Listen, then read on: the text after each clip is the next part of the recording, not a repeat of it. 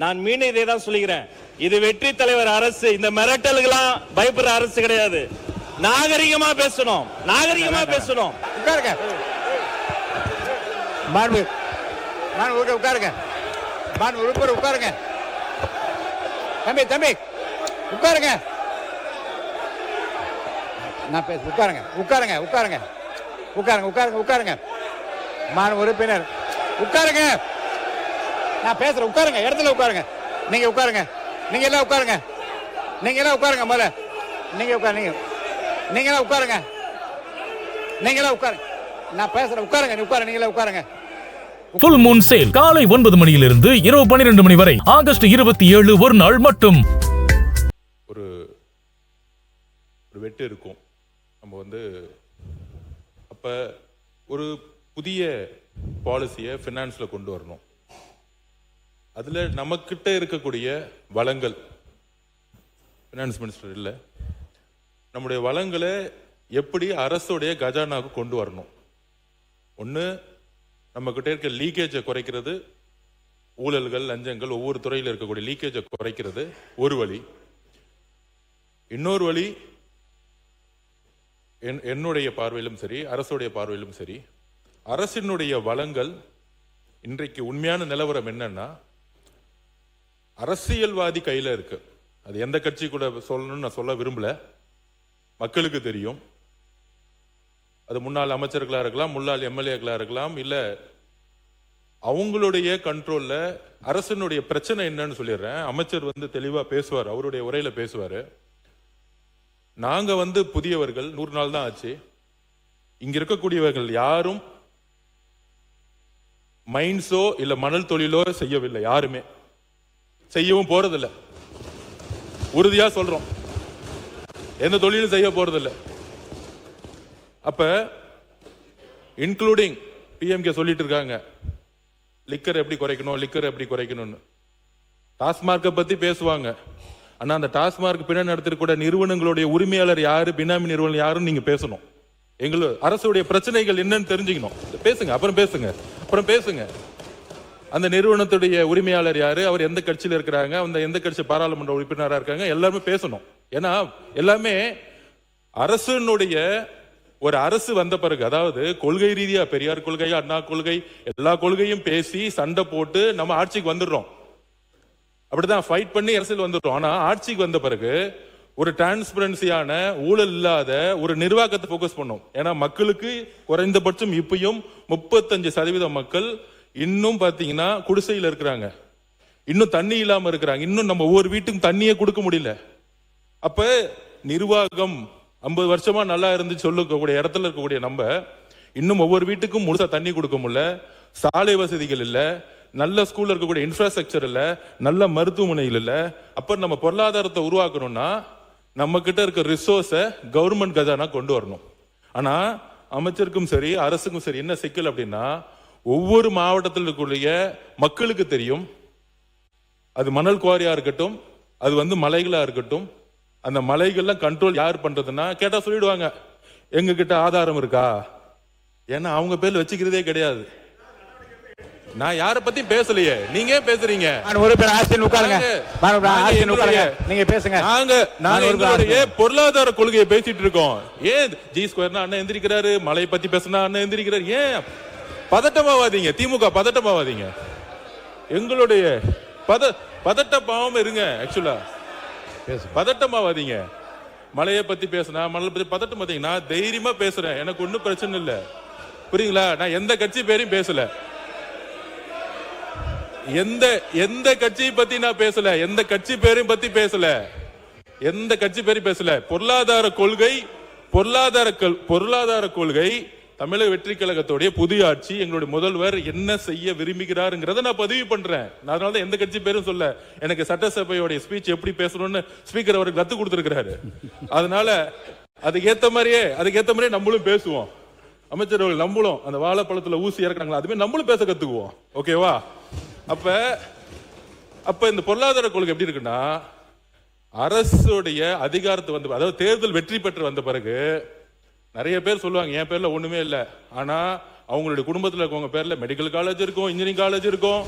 இது எல்லாம் எங்க இருந்து வந்துச்சுன்னா இந்த மாதிரி மலைகளையும் இந்த மாதிரி மைன்ஸ்லயும் பினாமிகளை போட்டு அதுல இருந்து சட்டம் சொல்லுது 10 அடி எடுக்கணும்னா 50 அடி கல் எடுக்கிறது, 50 அடி இடத்துல 200 அடி கல் எடுக்குது. என்னென்ன ஃபைன் போட்டுக்கோங்க.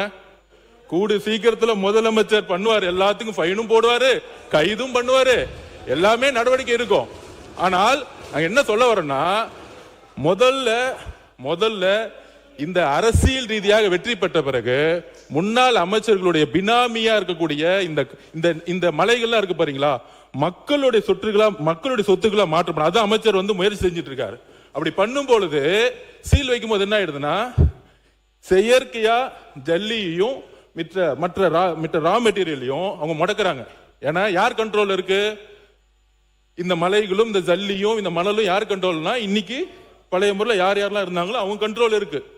இவர் சீல் வைக்க போனா உடனே சல்லி கிடைக்காம பார்க்க, அப்ப ரேட் ஏறுது. உடனே இங்க இருந்தே நிறைய பேர் மெம்பர் சொல்றாங்க, நீங்க சீல் வைக்கிறதுனால ஜல்லி ஏறுது, மணல் விலை ஏறுது, கல்லு விலை ஏறுது. அதாவது ஆட்சியில் இவங்க தான் இருப்பாங்களாம், அதுக்கு லைசன்ஸ் கொடுக்கறது இவங்க தானா, மைன்ஸோட லைசன்ஸ் கொடுக்கறது இவங்க தானா, அவங்க குடும்ப உறுப்பினர்களும் தொழில் பண்ணுவாங்களாம். ஆனா ஆதாரம் இருந்தா சொல்லுங்க. மாண்புமிகு அமைச்சர்களே, முதல் இந்த பினாமியை பிடிச்சி உள்ள தூக்கி போடுங்க. அங்க அடிச்சா யாரு குரல் கொடுக்கறாங்களோ, அங்க அடிச்சா யார் எந்திரிச்சு பேசுறாங்களோ அங்கதான் ஆதாரம் இருக்கு. மக்கள் மன்றத்து முன்பு நாங்க ஆதாரம் கொடுத்துட்டா போதும், யாரையும் ஜெயில தள்ள வேணாம். எந்த தேர்தலையும் யாரெல்லாம் பினாமி நிறுவனங்களை உருவாக்கி மைண்ட்ஸை கண்ட்ரோல் பண்ண எந்த தேர்தலையும் அவங்க ஜெயிக்கவே முடியாது. எழுதி வச்சுக்கோங்க. முன்னாள் அமைச்சர் அப்படிதான் மதுரையில் ஒருத்தர் மைண்ட்ஸை கண்ட்ரோல் பண்ணாரு, டெபாசிட் வாங்கல, மதுரையில் ஜெயிச்சுட்டு வந்திருக்காரு. மதுரையில் ஏன் தெரியுமா ஜெயிச்சாங்க? முன்னாள் அமைச்சர் மதுரை இருக்க எல்லா மைண்ட்ஸையும் கண்ட்ரோல் பண்ணாங்க. அதனால தான் அவர் இன்னைக்கு சட்டசபைக்கே வர முடியல. இதுதான் மக்களுடைய தீர்ப்பு. எப்பொழுது மக்களுடைய சொத்தை தன்னுடைய பினாமி நிறுவனங்கள் மூலம், தன்னுடைய குடும்ப நிறுவனங்கள் மூலம் கைப்பற்றாங்களோ, மக்கள் தேர்தல் அரசியல தூக்கி எறிவாங்க. எழுதி வச்சுக்கோங்க. இதுதான் புதிய அரசியல். நாங்க ஒரு மைண்ட்ஸை தொட மாட்டோம், நாங்க மணலை தொட மாட்டோம். எல்லா சொத்துக்களையும் மக்கள்கிட்ட கொண்டு போய் சேர்க்க வேண்டியதான் அமைச்சரோட பொறுப்புன்னு முதலமைச்சர் சொல்லி இருக்கிறார். அதுக்காக தான் நாங்க பண்ணிட்டு இருக்கோம். அதனால மாண்புமிகு பேரவைத் தலைவர்களே, ஆதாரம் இருக்கான்னா 30 வருஷத்துக்கு முன்னாடி யாரெல்லாம் சைக்கிள்ல அரசியலுக்குள்ள வந்தாங்களோ, இன்னைக்கு யாரெல்லாம் மெடிக்கல் காலேஜ் கட்டியிருக்காங்களோ, யாரெல்லாம் இன்ஜினியரிங் காலேஜ் கட்டியிருக்காங்களோ, யாரெல்லாம் பெரிய பெரிய பங்களா அரசியல் பேர் கட்டியிருக்காங்களோ, அங்கதான் உண்மையான ஆதாரம் மக்கள் பார்வையில் இருக்கு. மக்கள் தேர்தல் அரசியலில் தூக்கி எறிவார்கள். இதுதான் ஊழல். இந்த ஊழல் சாம்ராஜ்யத்தை ஒழிக்கிறதுக்கு ஆதாரம் தேவையில்லை, மக்களே முடிவெடுப்பாங்க. நீங்க ஒண்ணு எழுதி வச்சுக்கோங்க. அண்ணா பிறந்த ஊர்ல காஞ்சிபுரத்துல திமுக ஒரு தொகுதி கூட ஜெயிக்கல. இதுதான் ஆதாரம்.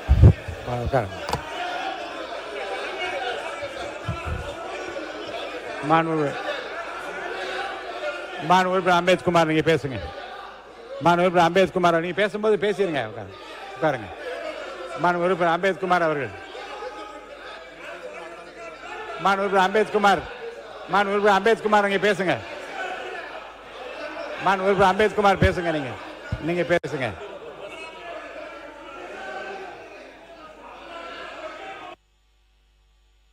மாண்புமிகு அம்பேத்குமார் அவர்கள்.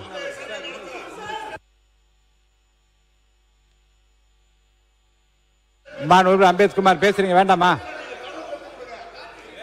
அவர் பேசட்டும். மாண்புமிகு அம்பேத்குமார் பேசுங்க. அவர் பேசட்டுங்க. உங்க சார்பாக அவரை பேச சொல்லுங்க. என்னன்னு மாண்புமிகு அம்பேத்குமார் பேசுங்க. அடுத்தவரை கூப்பிட்டுருவேன். பேசுங்க. அம்பேத்குமார் நீங்க பேச ஆரம்பிக்கலன்னா அடுத்தவரை கூப்பிட்டுருவேன். பேச அனுமதி இல்லை. நீங்க பேசுங்க.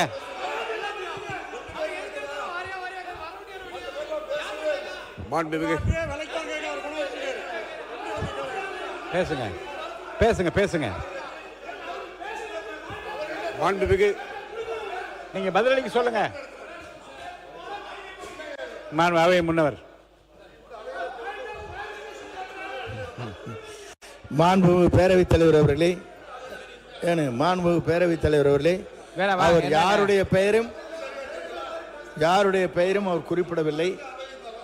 ஆகவே யாருடைய பெயரும் குறிப்பிடாத நேரத்தில் திராவிட முன்னேற்ற கழகத்தை சார்ந்தவர்கள் எழுந்து நின்று கோஷமிடுவது சரியாக இருக்குமா என்பதுதான். மாண்பு உறுப்பினர் அம்பேத்குமார் பேசுங்க.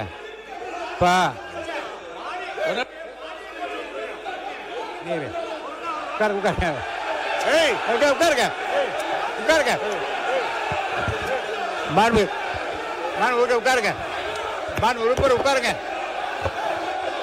தம்பி உட்காருங்க. நான் பேச உட்காருங்க. மாண்பு உறுப்பினர் உட்காருங்க. நான் பேசுறேன். உட்காருங்க. இடத்துல உட்காருங்க. நீங்க உட்காருங்க. நீங்க எல்லாம் உட்காருங்க. முதல்ல நீங்க உட்காருங்க. நீங்களாம் உட்காருங்க. நான் பேசுறேன். உட்காருங்க. நீங்களே உட்காருங்க. நீங்களே உட்காருங்க. நீங்க உட்காருங்க. நீங்க உட்காருங்க. முதல்ல உட்காருங்க. யாரா வருது? உட்காருங்க. இருங்க. உட்காருங்க. நீங்க மட்டும் பேசுங்க. உட்காருங்க. மாண்பு உறுப்பினர் எதிர்கட்சி கொறடா ஏவா வேலு அவர்கள் மட்டும் பேச அனுமதிக்கிறேன். பேசுங்க. உட்காருங்க. உட்காருங்க. மாண்பு உறுப்பினர் நீங்க மட்டும் உட்காருங்க. நீங்களா உட்காருங்க. நீங்க இங்க உட்கார சொல்லுங்க. மாண்பு உறுப்பினர் எல்லாம் உட்காருங்க. மாண்பு உறுப்பினர் ஏவா வேலூர் நீங்க பாருங்க. உட்காருங்க. மாண்புமிகு பேரவைத் தலைவர்களே, நான் திரும்ப சொல்லிக் கொண்டிருக்கிறேன், இந்த அவையை பொறுத்தளவுக்கு பேரவைத் தலைவருடைய கட்டுப்பாட்டில் தான் நாங்கள் எல்லாம் பாதுகாப்பாக இயங்குறோம். ஆனால் ஒரு முறையும் ஒரு முறையும் கேளுங்க. பேரவைத் தலைவர் பேச விடுங்க. அப்படி உட்காருங்க. தம்பி அண்ணா. மாண்பு உறுப்பினர்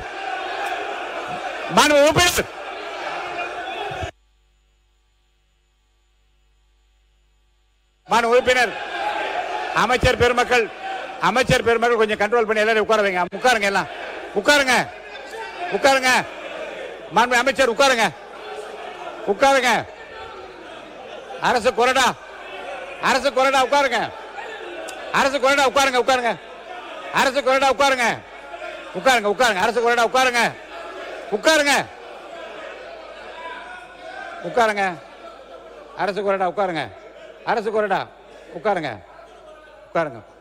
இருங்க. உட்காருங்க.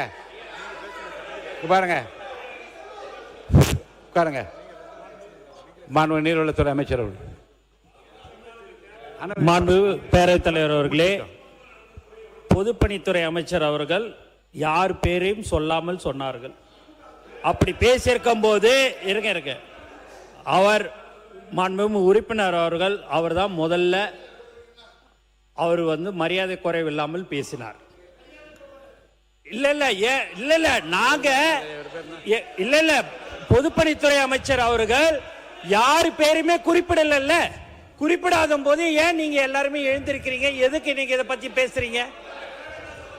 அவருடைய கருத்தை சொன்னாரு. அது மாதிரி உங்களுக்கு கருத்து இருந்ததுன்னா நீங்க தாராளமா உங்க கருத்தை சொல்லுங்க. நாங்க அது பதில் சொல்ல தயாரா இருக்கிறோம். எதுக்கு தேவையில்லாம இந்த பேச்சு வர்றதுனால தான் இந்த சபையோடைய எல்லாமே நமக்கு மாண்பு சபாநாயகருக்கு நம்ம சங்கடத்தை உண்டு பண்றோம்ன்றது இந்த நேரத்தில் நான் தெரிவிச்சுக்கிறேன்.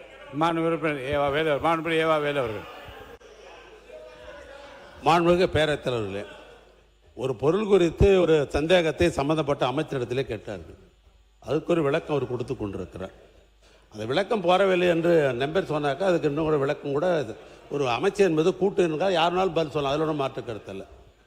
பொதுப்பணித்துறை அமைச்சர் அதற்காக பதில் சொல்ல வந்த நிலையில் நான் குறிப்பாக சொல்கிறேன். மதுரையில் முன்னாள் அமைச்சர் அவர்கள் அங்கே இருக்கிற குவாரிகள்லாம் கட்டுப்படுத்தி வைத்த காரணத்தினால்தான் இன்றைக்கு அவர் உள்ளே வரவில்லை என்று குறிப்பிடுவது யாரை குறிப்பிடுகிறார்? இப்படி சொல்லிட்டு நான் பேர சொல்லலாம் எப்படி? ஒன்று அடுத்து வர இருங்க. நீங்க நல்லவர் பேர் வச்சிருக்க, நீங்க யாருக்கு எடுத்துக்கிறீங்க? உட்காருங்க. அமைச்சர் பெருமக்கள் கண்ட்ரோல் பண்ணுங்க. உட்கார சொல்லுங்க. மாண்புமிகு பேரவைத் தலைவர், மாண்புமிகு பேரவைத் தலைவர், யாராவது இந்த பகுதியில் இருப்பவர்கள் யாராவது குறிப்பிட்ட அமைச்சர்கள் மீது நேரடியாக குற்றச்சாட்டு சொல்ல அவங்க சொல்லலாம். நாங்கள் யாரும் அது குற்றச்சாட்டை சொல்ல நேரடியாக நான் யார் பேரையும் சொல்லலை, நான் யார் பேரையும் சொல்லலைன்னு சொல்லிட்டு பங்களா கட்டி இருக்கிறார்கள், பொறியியல் கல்லூரி வைத்திருக்கிறார்கள், காலேஜ் வைத்திருக்கிறார்கள், குவாரி வைத்திருக்காருன்னு எப்படி சொல்லலாம்? யார் வச்சிருந்தான்னு சொல்லணுமா இல்லையா? யார் வச்சிருக்கான்னு பட்டி போனோமா இல்லையா? ஒன்று நான் கேட்கறது, சம்பந்தப்பட்ட துறை பற்றி பேசிக்கிட்டு இருக்கிற பொழுது பல்வேறு வகையில பொதுக்கூட்டம் மாதிரி எப்ப பார்த்தாலும் பொதுக்கூட்டம் பேசுறீங்க. நாங்க பொதுக்கூட்டம் பேசல. பொதுக்கூட்டம் போல நீங்கள் தான் பல்வேறு ஆதாரம் இல்லாத குற்றச்சாட்டு சொல்லுகிற பொழுது பேரவைத் தலைவரிடத்துல ஆதாரத்தை காட்டணும் சொல்றது என்ன தவறு? ஆதாரம் கொடு என்று சொல்ற காரணத்தினால் பேசுகிறேன் என்று பொத்தாம்பதுவாக பேசுவது எந்த விதத்தில் நியாயம்? ஆனால் இந்த சட்டப்பேரவை என்பது நான் மீண்டும் சொல்லுகிறேன், ஏற்கனவே தொடர்ந்து ஆதாரம் இருந்தால் என்று உங்கள்கிட்ட காட்டிட்டு பேசணும்னு சொல்லியிருக்கிறோம் நாங்க அவரோட மாற்று கருத்துல. ஆனால் பொத்தாம்பதுவாக பொதுப்பணித்துறை அமைச்சர் அவர்கள் தான் எப்பொழுது பார்த்தாலும் அரசியல் ரீதியாக உள்நோக்கத்தோடு நீங்கள் பேசுறீங்களே ஒழிய நாங்க என்ன உள்நோக்கத்தோட பேசுறோம்? சம்பந்தப்பட்ட பேசிக் கொண்டிருக்கிறோம். ஆக பிரச்சனைகள் என்று வருகிற பொழுது அங்க எல்லாரும் எழுந்திருக்கிற போது எங்காலுங்க என்ன மரக்கட்டையா உட்கார்ந்து இருக்க முடியும்? உணர்வு வரதானே செய்யும். இல்ல உணர்வு வரதானே செய்யும். அதனால இன்னும் சொல்ல போனால் இந்த சபையை நடத்துவதற்கு உங்களுக்கு முழுமையாக ஒத்துழைக்க வேண்டியவர்கள் ஆளுங்கட்சி தான். நாங்க கேள்வி கேட்போம், வரவேற்கத்தான் கேள்வி கேட்போம். கேள்வி கேட்கறது வராத போற்றி சொல்றதுக்காக நாங்க வந்திருக்கிறோம். நாங்க சொல்லுகிற குற்றச்சாட்டாக இருந்தாலும் சரி, அல்லது எங்களுக்கு கேள்வியாக இருந்தாலும் சரி, அல்லது வேண்டுகோளாக இருந்தாலும் சரி, அதற்கு பதில் சொல்ல வேண்டிய கடமை ஆளுங்கட்சிக்கு உண்டு, அமைச்சர்களுக்கு உண்டு. ஆனா கட்டுப்பாடு அவளுக்கு இன்னும் மிக தேவை. அதை விட்டுட்டு கட்டுப்பாடு இல்லாம நீங்க 19 நீங்க பேசிட்டு எங்க மேல குற்றச்சாட்டு வைக்கிறது எந்த விதத்துல நியாயம்? நான் கேட்கிறேன். இப்போ கொஞ்சம் அமைதிப்படுத்துவதற்காக நீங்க பேசணும். மாண்புமிகு பள்ளிக்கல்வித்துறை அமைச்சர்கள்.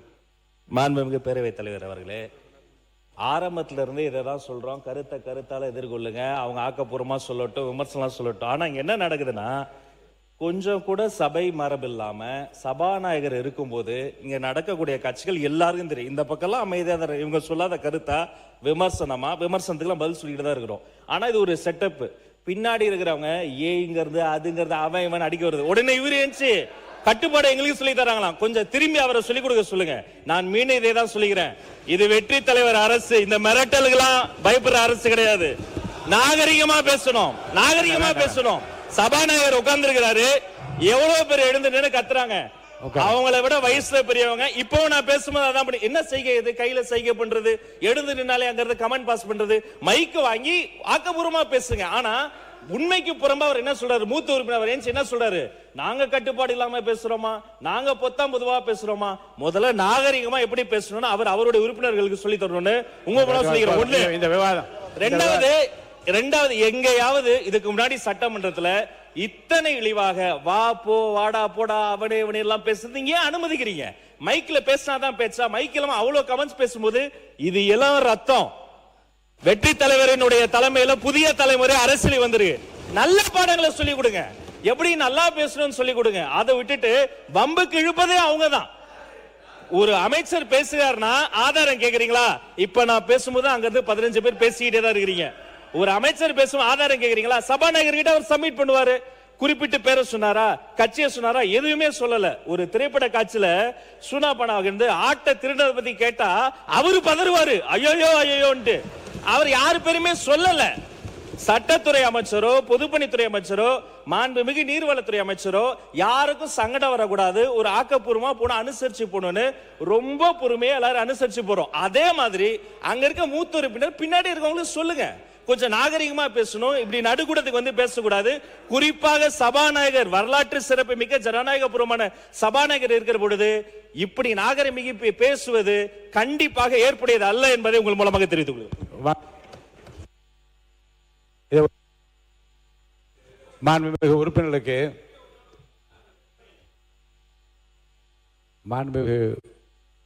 உறுப்பினர்களுக்கு நான் வருத்தத்துடன் ஒரு கருத்தை வெளியிட விரும்புகிறேன். மிகுந்த ஜனநாயக உணர்வோடும் அன்போடும் சபை கண்ணியத்தை மீறாமல் அனைவருக்கும் வாய்ப்பளித்து இந்த சபையை இப்படித்தான் நடத்த வேண்டும் என்று மக்கள் விரும்புகின்றால் இந்த அளவுக்கு நடத்த வேண்டும் என்று விரும்பிதான் இறைவன் அருளால் நம்முடைய முதலமைச்சர் அளித்த இந்த வாய்ப்பை சரியாக பயன்படுத்தி கொள்ள வேண்டும் என்று நான் விரும்பினேன். அப்படித்தான் இதுகாரம் நடந்தது. ஆனால் கடந்த 2 நாட்களாக நான் பார்க்கிறேன், சில உறுப்பினர்கள், நான் முன்னிலையில் அமர்ந்திருக்கின்ற மூத்த உறுப்பினர் நான் குறிப்பிட மாட்டேன், பின்னாலே இருக்கின்றவர்கள் தங்கள் இருப்பை காட்டிக்கொள்வதற்காக இருபுறமும் மேலே ஏறி வந்து எல்லைகளை தாண்டி இருக்கைகளை தாண்டி வந்து தாவி குதிப்பதும் கையை நீட்டிக்கொண்டு ஓடி வருவதும் தகாத வார்த்தைகளாலே காதுகள் கேட்கக்கூடாது, இந்த அவையில் கேட்கக்கூடாத வார்த்தைகளை ஒருவருக்கொருவர் வார்த்தைகளை வீசிக்கொள்வதும் மிகுந்த மன வருத்தத்தை எனக்கு ஏற்படுத்தி, பார்க்கின்ற மக்களும் இதை பற்றி என்ன நினைப்பார்கள் என்ற கவலையும் எனக்கு இருக்கிறது. ஏன்னா நேரடி ஒளிபரப்பு போய்கொண்டே இருக்கிறது. இதில் சாதாரணமாக மிக அமைதியாக இருந்த, நான் பெயர் சொல்ல விரும்பாத ஒரு உறுப்பினர் கூட, இன்றைக்கு பேரறிஞர் அண்ணாவின் பெயரை தாங்கி இருக்கிற அந்த உறுப்பினர் கூட இன்றைக்கு முதல் வார்த்தை அவர் வாயிலிருந்து வந்தது. நான் நினைத்தேன் இவர் கூட இப்படி பேசுவாரா நினைத்தேன். அப்புறம் இந்த பக்கம் பார்த்தால் அதே வார்த்தையில் திருப்பி வார்த்தை வருகிறது. முன்னாலே வராதீர்கள் என்று சொன்ன பிறகு நம்முடைய உறுப்பினர் ஆசிரியர் அவர்கள் இருக்கை விட்டு எழுந்து வந்து இன்னும் அந்த எல்லையை தாண்டுவாரோ என்ற கவலையில் நான் ஆழ்ந்து கொண்டிருக்கிற அளவுக்கு வருகிறார். நான் எதை சாதிக்கப் போகிறோம், இது எதை நோக்கி இது போய் கொண்டிருக்கிறது, எண்ணத்தையும் உங்களுக்குள்ளே நீங்கள் வைத்துக் கொள்ள வேண்டும் என்று நான் கேட்டுக்கொள்கிறேன். இது முறை அல்ல. என்னை பொறுத்த வரைக்கும் யாரையும் இந்த அவையை விட்டு இந்த பேரவைத் தலைவர் அனுப்பினார் என்கின்ற அந்த வருத்தத்திற்குரிய செய்கைக்கு நான் ஆட்பட்டு விடக்கூடாதே என்று கவலையில் சொல்கிறேன். யாரையும் வெளியேற்றுவது என்னுடைய நோக்கம் அல்ல.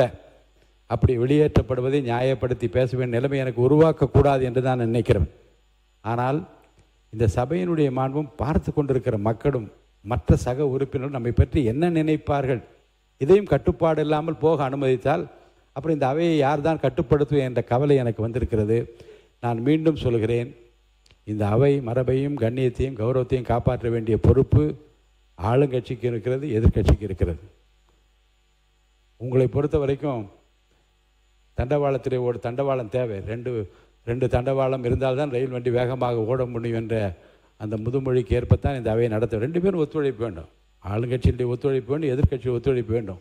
ஆனால் நீங்கள் ஒரு விஷயத்தில் ஒரு முடிவை நாம் எடுக்க வேண்டும். என்ன என்றால், குறிப்பாக பொதுவாக சில விஷயங்களை சொல்லிக்கொண்டே போகிறார்கள்.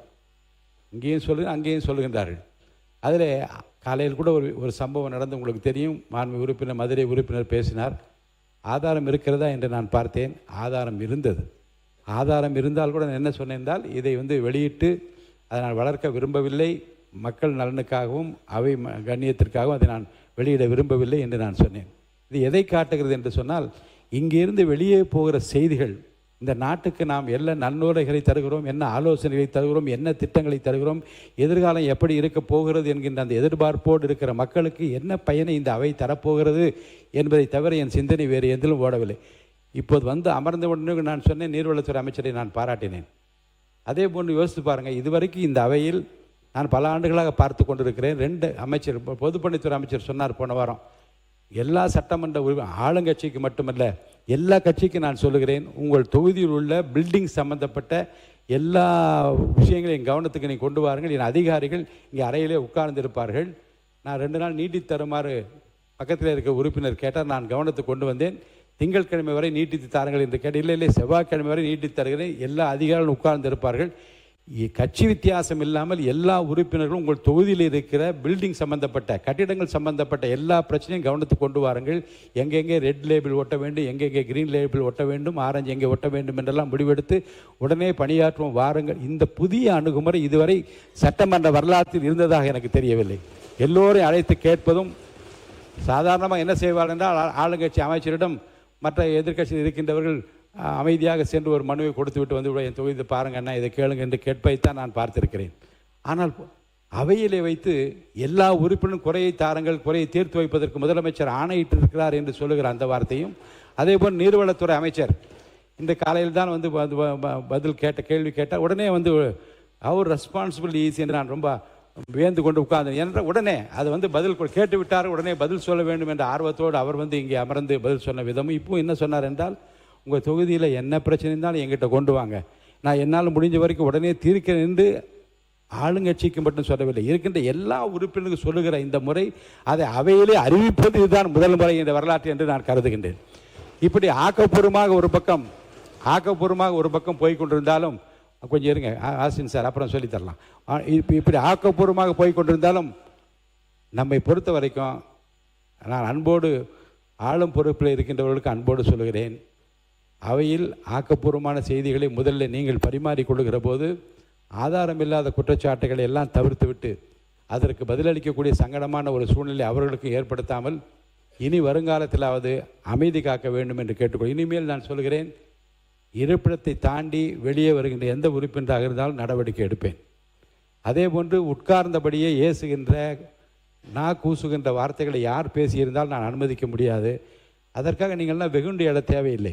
அவர்களுடைய எந்த நாகரிகமான பேச்சை யார் பேசுகின்றால் எந்த வார்த்தையை தெரித்து வெளியே வந்தது என்று மக்கள் பார்த்து கொண்டிருக்கிறார். அதற்காக நீங்கள் பதிலுக்கு பதில் மோத வேண்டும், எதிர் சவால் விட வேண்டும். ஏன்னா ஆளும் பொறுப்பில் இருக்கின்றவர்கள் you have more responsibility than the opposition parties.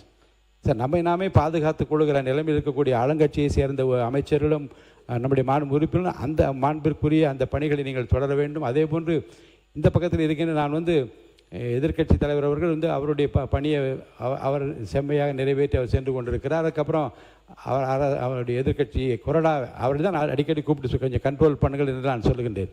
ஆக அந்தந்த கட்சியினுடைய தலைமை பொறுப்பை ஏற்றிருக்கின்றவர்கள் கட்சியினுடைய உறுப்பினர்களை எல்லை தாண்டாமல் பார்த்து கொள்ள வேண்டிய மிகப்பெரிய பொறுப்பும் கடமையும் இருக்கிறது. அந்த கடமையை அனைவரும் செய்வீர்கள் என்று நம்பி விவாதத்தை தொடர்ந்து நான் அனுமதிக்கின்றேன். விவாதத்தில் அம்பேத்குமார் அவர்கள் பேச வேண்டும் என்று கேட்டு போதும்னு நினைக்கிறேன். இதுக்கு மேலே ஏமா மாண்புமிகு பேரவைத் தலைவர், தங்களுடைய தீர்ப்பை நாங்கள் ஏற்றுக்கொள்வோம், அதில் ஒன்று தவறில்லை. அமைச்சர் அவர்கள் இது போன்று பொதுவாக அனைத்து சட்டமன்ற உறுப்பினர்கள் தொகுதி சம்பந்தப்பட்டவர்களெல்லாம் எங்களிடத்திலே தாருங்கள், அதை செய்து வருகிறோம் என்ற அந்த பெருந்தன்மை பற்றி எங்களுக்கு குறிப்பிட்டீர்கள். இதற்கு முன்னால் திராவிட மாடல் ஆட்சியில் இருக்கிற பொழுது தமிழ்நாட்டு முதலமைச்சராக இருந்த மு.க. ஸ்டாலின் அவர்கள் 234 சட்டமன்ற தொகுதிக்கும் 10 பணிகளை எழுதி தாருங்கள், நாங்கள் கட்டாயம் செய்கிறோம் என்ற முறை ஏற்கனவே இருந்து கொண்டு தான் இருக்கிறது, இல்லை என்று சொல்ல முடியாது. ஆனால் அது அப்போ அந்த ஆட்சியில் இருந்தது, இந்த ஆட்சியிலும் அது தொடர்கிறது, அதில் ஒன்றும் மாற்று கருத்தல்ல. நான் மீண்டும் சொல்ல விரும்புவது, எங்களை விட நாங்கள் கேள்வி கேட்கத்தான் வந்திருக்கிறோம், குறைபாடை சொல்லத்தான் வந்திருக்கிறோம், இப்பொழுதும் சொல்லுகிறோம். ஆனால் அதுக்கு பதில் சொல்ல வேண்டியது ஆளுங்கட்சியினுடைய அமைச்சருடைய கடமை தான். அவர்களே பிரச்சனை எழுப்பி விட்டோம் என்று சொன்னால் நீங்கள் சபை நடத்த பொதுவாகத்தான் சொல்கிற வழியே நாங்கள் அப்படின்னு சொல்லலை. நாங்கள் இப்போ நான் மீண்டும் பொதுப்பணித்துறை அமைச்சருக்கு நான் சொல்ல விரும்புவது, நீங்கள் 19 என்ற பேரில் பேர் சொல்லவில்லை என்று சொன்னாலும் கூட நீங்கள் மதுரையில் யார் முன்னாள் அமைச்சராக இருந்தது உங்களுக்கு தெரியாதா? அப்படி சொல்லிவிட்டா அந்த பிரச்சனை வருமா வராதா? நான் அந்த நேரத்தை காலையில் 9:30 மணிக்கு சட்டசபை ஆரம்பிக்கிறோம். நேற்றைய தினம் கூட பார்த்தா 6:10க்கு விடுறீங்க. நாங்கள்லாம் பொறுப்பாக இங்கே உட்காந்து கொண்டு இருக்கிறோம். எங்கள் எதிர்கட்சியில் இருந்தவர்கள்லாம் தெரியும். நாங்கள் போன முறைலாம் பார்த்தீங்கன்னா அம்மையார் இருக்கிற பொழுது 4 மணி ஆச்சுன்னு சொன்னால் நாங்கள் மொத்த பேரும் புறப்பட்டு போயிடுவோம். ஏதோ ஒரு பிரச்சனைகள் அன்றைக்கி இருக்கும். அப்படிலாம் கூட இல்லை. இப்போல்லாம் சட்டசபை நீங்களாம் இளைஞர் வந்திருக்கிறீங்க, நாங்கள் நீங்க எப்படி பேசுகிறீங்க, அமைச்சர்கள் எப்படி கடமையாற்றுக்கான்னு பார்க்கணும், உட்காந்து கொண்டு தான் இருக்கிறோம். நாங்கள் இன்னும் போயிடல. இப்போ போகணும்னு நினச்சா ஏதோ ஒரு பிரச்சனை எப்படி போக முடியாதா? நீங்கள் மூத்த உறுப்பினர், இந்த சட்டமன்றத்தில் எத்தனை பிரச்சனை எத்தனை பேர் போகலையா? இப்போ நாங்கள் எல்லாம் ஏதோ ஒரு பிரச்சனை எப்படி போயிடுறோம். இந்த காலி பெஞ்சை பார்த்து தான் நீங்கள் பேசிட்டு இருக்க முடியும். ஆனால் எங்களை விட உங்களுக்கு பொறுப்பு இருக்குன்னு நான் திரும்பவும் சொல்கிறேன், எங்களை விட உங்களுக்கு பொறுப்பு அதிகம். ஆனால் தான் சொல்லுகிறேன், நாங்கள் கேள்வி தான் கேட்போம், குறைகள் இருந்தால் சுட்டி காட்ட தான் செய்வோம். அதற்கு தான் எதிர்க்கட்சியினுடைய பணிகள். ஓடுகிற மார்க்கெட்டுக்கு மூக்கணாங்கயிறு வேண்டும்னு அண்ணா தான் சொன்னார். நாங்கள் மூக்கணாங்கயிறு போன்றவதான், நீங்கள் துள்ளி குதிக்கிற அந்த வயது தான் நான் இல்லை என்று மறுக்கலை. ஆனால் நாங்கள் சொல்லுகிற கருத்தை கேட்கிற போதோ கோவப்படுவது என்பதும் அதற்கு பொறுப்பாக பதில் சொல்ல வேண்டியவர். நம்முடைய கல்வித்துறை அமைச்சர் நல்லா தான் பேசுறாரு, ஆனால் பின்னால் நடக்குதுன்னு அவருக்கு தெரிய மாட்டேங்குது. அவருக்கு ஏதோ ஒரு முன்னால் நடக்கிற சம்பவத்தை தான் பேசி கொண்டிருக்கிறார். நீங்க பேசுகிற போதே ஆளுங்கட்சி சட்டமன்ற உறுப்பினர் இளைஞராக இருப்பவர்கள் இப்ப புதிதாக இன்னும் கொஞ்சம் சட்டசபையினுடைய நடவடிக்கையெல்லாம் தெரிஞ்சு கொள்ள வேண்டிய நாட்கள் இருக்கிறது. அது புரியாம இந்த பக்கம் ஓடி ஆறாம நாமளும் ஓடி ஆறோம்னா அங்கே 4 பேர் ஓடுவாங்க. ஏன் அமைச்சரே இன்னைக்கு வந்தார் இல்லையா? இப்ப இதெல்லாம் ஒரு அறியாமை தான், நான் குற்றச்சாட்டு கூட சொல்லல. அதனால பொறுப்பா முன்னால் இருப்பவர்கள் அவர்கள் வழிநடத்த வேண்டிய பொறுப்பு உங்களுக்கு இருக்கிறது என்பதையும் நான் தெரிவித்துக் கொள்கிறேன். மீண்டும் சொல்லுகிறேன், இந்த சட்டசபை ஒரு ஆரோக்கியமான சட்டமன்ற சபையாக இருக்கின்ற அக்கறை எங்களுக்கு இருக்கிறது, எங்களோட அதிகமாக ஆளுங்கட்சிக்கு இருக்கிறது. மீண்டும் நான் நினைவூட்டுகிறேன். இந்த வீடியோ உங்களுக்கு பிடிச்சிருந்தா மறக்காம லைக் பண்ணுங்க, ஷேர் பண்ணுங்க. இதே மாதிரி தொடர்ந்து நிறைய இன்ட்ரெஸ்டிங்கான வீடியோஸ் பார்க்க வீட் டாக்கிஸ் சேனலை சப்ஸ்கிரைப் பண்ணுங்க.